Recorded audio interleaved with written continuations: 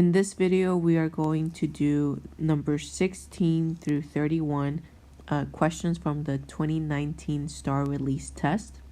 And number 16 says the scatter plot shows the energy in watts and the light output in looms per watt of several light bulbs. Then we have a graph.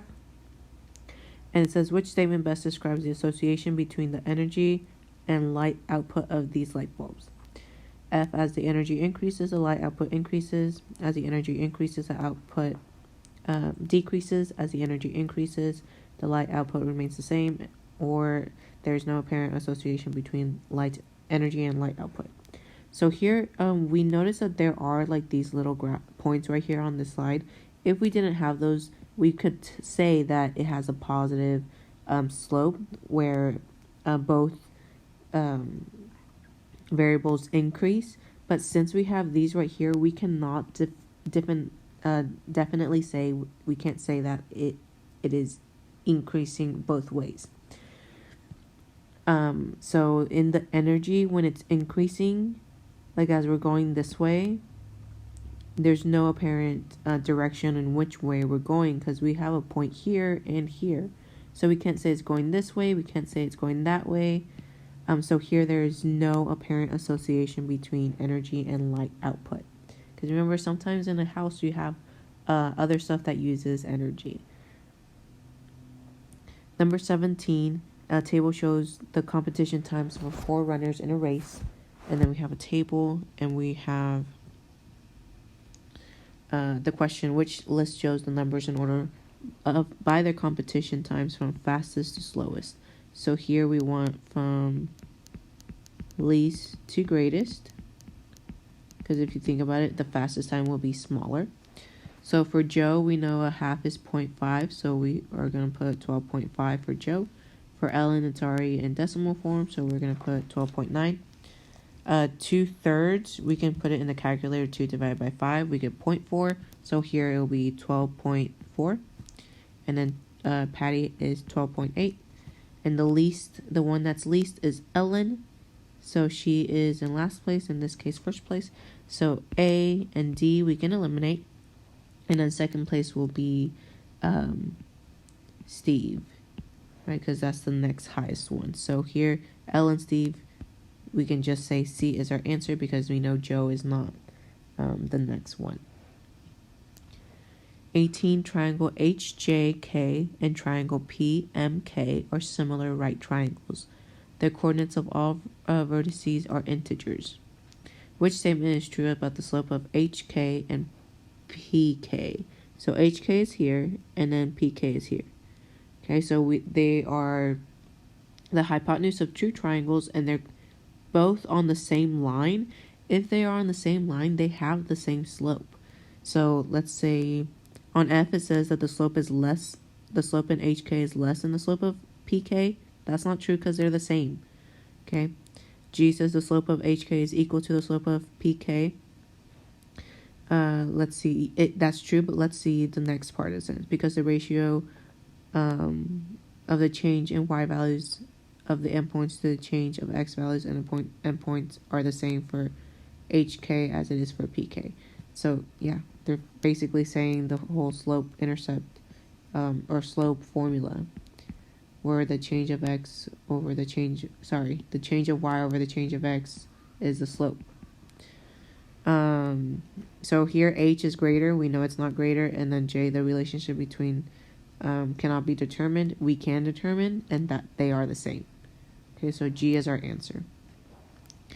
19, the diagram shows 3 squares that are joint in vertices to form a right triangle. Which statement is true? So we know in the Pythagorean theorem, we have that the a squared plus b squared equals c squared. A squared and b squared are the legs. So in this case, the area of the square N would be A. The area of square L would be B. And we know that together, they add up to square K. Right? So the sum of N and L are equal to the area of the square K. So that's what we're trying to find. So the sum of the areas N and L are equal to K. That's exactly what I just said. So A is our answer. But the other ones, are not. Yeah, because this one says it's greater, less than, and then this one they have the wrong squares. Okay. 20. A bottle contains 20 fluid ounces of orange juice and 18 fluid ounces of pineapple juice. Which graph has the slope that best represents the ratio of orange juice to pineapple juice? So I know I have OJ over PJ. Orange juice over pineapple juice, and that's because we have our ratio this to this. Or we can look at the y-axis and the x-axis. The y-axis is always on top, then the x-axis is at the bottom. And let's see, we have, for OJ, we have 30 fluid ounces, and then for pineapple juice, PJ, we got 18. So let's do 30 divided by 18. We get 1.6. Repeating. If we wanted to, we could see which one that would be.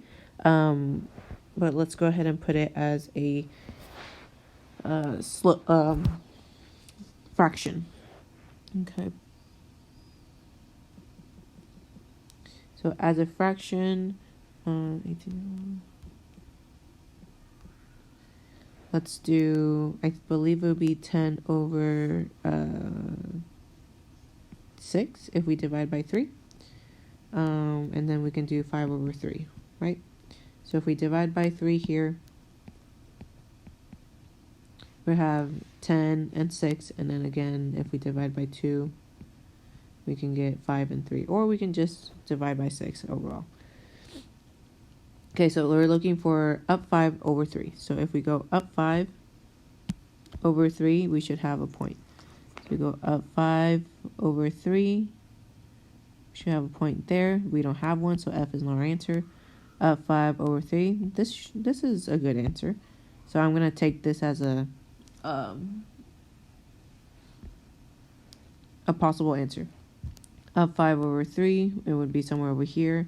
And then up 5 over 3, it will be somewhere over here. Okay. Something else that we could do is, what else could we do? So I know it's between, let's see, they have pineapple juice, orange juice. It's between these two because they have, oh wait, sorry. That's not where 3 is. 3 is right here. Right? There's nothing there. So G is our answer. Okay. 21. Students record the total number of pages and chapters in each of the several books on the scatter plot. There's a scatter plot and then the base on the scatter plot, which is the best prediction of the total number of pages in a book with 4 chapters. So here we're going to do a trend line. And then we're going to go at 4 chapters. We just go to the trend line and then over. We're looking for how many pages, and here it tells us it's 20. So let's go ahead and D would be our answer. 22. Quadrilateral KMPT is dilated by a scale factor of 3 over 4 to create quadrilateral K prime, M prime, P prime, and T prime. The perimeter of the quadrilateral KMPT is x units. What is the perimeter of the units of the quadrilateral K prime, M prime, P prime, and T prime? So whenever you have a scale factor and you want to know the perimeter, the scale factor, or the perimeter, you multiply it by the scale factor. So whatever the scale factor is, or we have the units for perimeter, we just multiply it by the scale factor.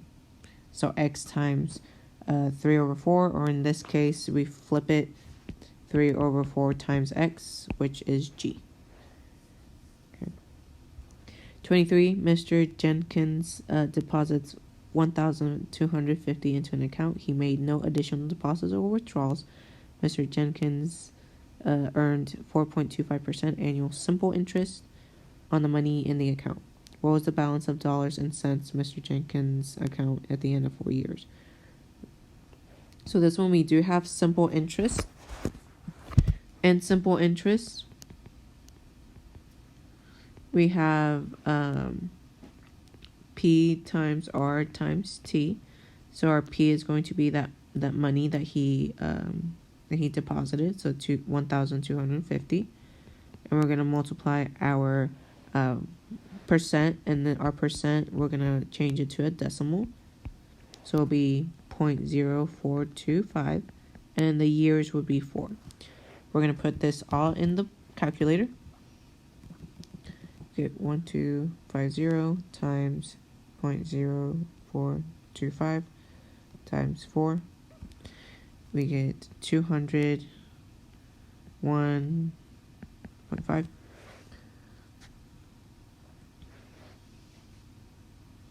That is only the interest. They want to know the balance at the end of the 4 years. So I need to add this to the principal, which is 1,250. Okay. And so we add those two together, and we get 1,462 with 50 cents. And that would be 23.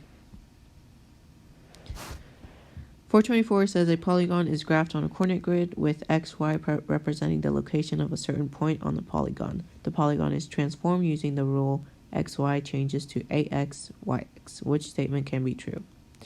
If a is greater than 1, the image of the polygon is congruent to the polygon. So here they're asking about the scale factor. So if the scale factor, which is a, if it's greater than 1, we know it'll make it bigger. If it's less, or between 0 and 1 or less than 1, it'll make it smaller. So that's what we're looking for. So in F, it says if A is greater than 1, the image of the polygon is congruent to the polygon. Congruent means that they're the same. They're not going to be the same because one's going to be bigger. G, if A is in between 0 and 1, the image of the polygon is congruent to the polygon. No, because if it's between 0 and 1, they're making it smaller. So I know it's not G. H, if A is greater than 1, the image of the polygon is smaller. That's false. If A is bigger, it would, if it's bigger than 1, it will make it bigger. So that only leaves J. If A is between 1 and 0, the polygon will be smaller than the polygon. That is true. 25, at a store, each notebook has a cost of X dollars, which situation can be represented by this inequality. So here we have 5X, and then this is less than 3X plus 2. So if I have 5 notebooks, the cost of 5 notebooks is greater than the cost of 3 notebooks plus 2 pens. This is less than, so we don't really need the greater than. So A is not our answer. B, the cost of 5 notebooks is less than the cost of 3 notebooks with a $2 off coupon. If I take away 2, why am I adding here? Right? So B is not our answer because we're not taking off 2, we're adding 2. C, the cost of 5 notebooks is less than the cost of 3 notebooks plus a $2 pen. I agree with this one. The last one, 5 notebooks is $2 greater than the price of 3 notebooks. We know it's not greater than, it's less. Okay, so C is our answer. 26, a can in the shape of a cylinder has a diameter of 6 centimeters and a height of 10 centimeters. Which measurement is closest to the total surface area of the can in square centimeters? So here, the total surface area, we would go to a reference sheet. We got 2 pi r h plus 2 pi r squared. So we do need a radius and our height. Our radius is not going to be 6, it's going to be 3 because that's half of 6, which is half of the diameter. And we're going to put 2 pi 3 times our height, which is 10, plus 2 times pi 3 squared. Okay. So let's put that in the calculator real quick. So we got 2 pi times 3 times 10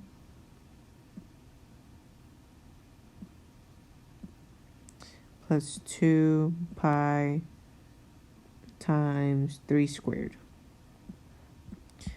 and you should get 245.04, which is G. 27. The diagonal lengths of 3 rectangles are shown. The rectangles are not drawn to scale, which list shows the rectangles in order by the diagonal lengths from shortest to longest. So we're looking at their lengths here. These are not going to help us right here, so we're going to change those to decimals. So P, we already know P is 6.7, and we want shortest to longest. That's very important right here, shortest to longest.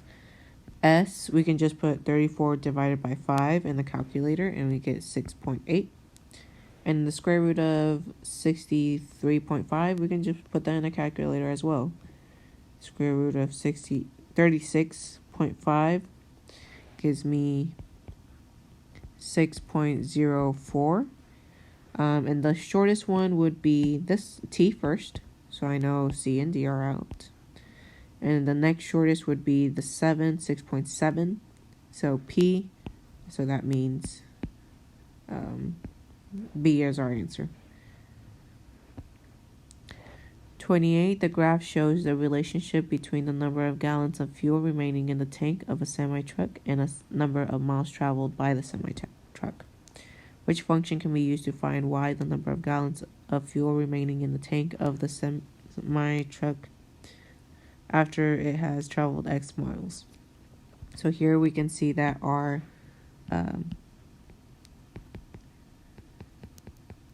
B is going to be where we start, right? So it's going to be right here at 240. So we can put 240 here. We do need to find our slope, and our slope we can find from using this point and then the next good point, which would be this one. So here I'm going down 30 and over 300.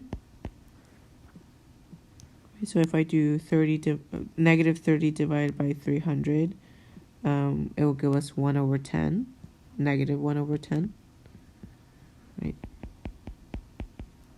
And then this would be our formula, which is J. Okay. Number 29, the density of oxygen is 0.001429 grams per cubic centimeter. How is this number written in scientific notation? So we know it's a small number, so the exponent will be negative. So I can eliminate A and B. And then the next thing is we have to know how many times we're going to move our decimal, and that's going to be our exponent. So we are moving it to between 1 and 4 to make a number between 1 and 10. And we move it 1, 2, 3 times. So it's going to be 1.429 times 10 to the negative 3.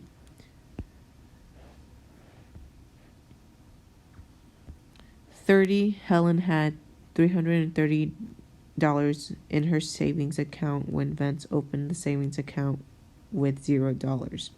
Helen deposited $30 into her account each week for X weeks. Vince deposited $50 into accounts each week for X weeks. An account did not earn interest. Which inequality represents the situation when the amount of money in Helen's account was greater than the amount of money in Vince's account? So we want Helen to be greater than Vince, right? That's what we're looking for. Okay, so for Helen, she deposited $300 into account each week, and she started off with 300. So our formula would be 30x, because that's every week, plus that $330 that she started off with. Okay, for Vince, he didn't start with anything, so we don't have a y-intercept, but he does have a slope of 50. So it would be 50x plus 0, but we don't need to put that 0. Okay, so here you can see that none of these start with the 30x plus 330. So we have to flip it to where it says V and H. But when we flip this, the sign also flips. Okay, so we are looking for 50x is less than 300 or 30x plus 330. Okay, So it would not be this one. It would not be H. Here it would be J. Even though they switched it, they're still adding, so you can still have those. For the last one, it says the height of a cylinder is 5 centimeters. And the circumference of the base of the cylinder is 16 pi centimeters, which measurement is closest to the volume of the cylinder in cubic centimeters. Okay, so we know the volume of a cylinder. We can look it up in our reference sheet. We got pi r squared h. Here we do need our radius, but they only give us the circumference. But if we remember circumference, that is the same as the diameter pi, and they give us 16 pi. So I know the diameter is 16, but half of 16 will be 8, so 8 will be our radius. So in the calculator, we're going to put pi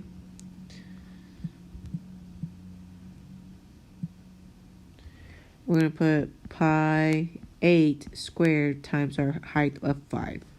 Okay. So we got pi 8 squared times our pi, and we get 1005.3, and that's centimeters cubed.